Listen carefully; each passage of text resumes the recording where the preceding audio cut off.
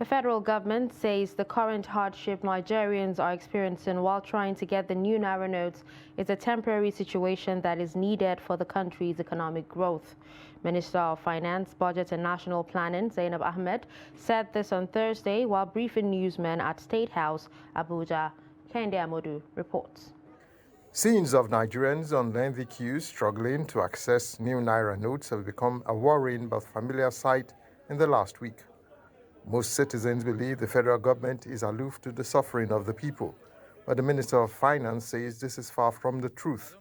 She's, however, describing the development as transient pain, but a necessary and appropriate policy at this moment to combat corruption. Despite the economic hardships, the Finance Minister is quick to point out that the challenges faced by citizens are not peculiar to Nigeria, as the entire global economy is in shock.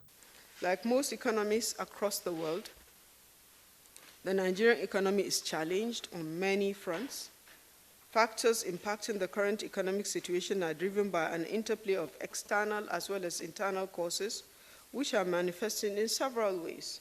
So there's a narrowed fiscal space due to lower than anticipated oil revenues and continued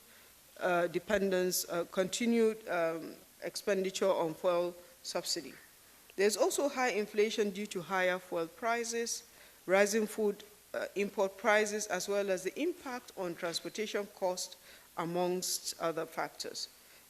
The minister says despite the challenges, her ministry has been able to achieve a lot from the 40 deliverables assigned to it by President Buhari. So the real GDP growth was surprisingly strong in the third quarter of 2023 due to higher private consumption and investments, easing of supply chain bottlenecks, and declining transportation costs. Global inflation is projected to fall to 8.8% in 2022 and to 6.6% in 2023, and then further down to 4.3% in 2024.